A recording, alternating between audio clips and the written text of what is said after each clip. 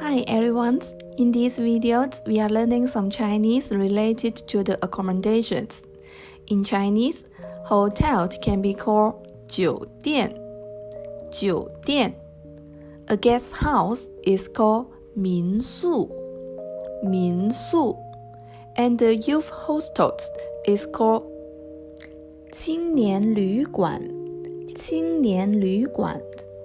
When checking in, you can say 我要办理入住.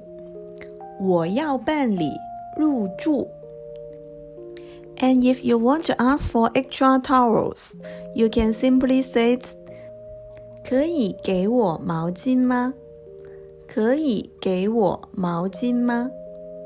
When checking out, you can say 我要办理退房. Now you know the phrases commonly used in any kind of the accommodations. If you like my video, please like and subscribe to my channel. Thank you and see you.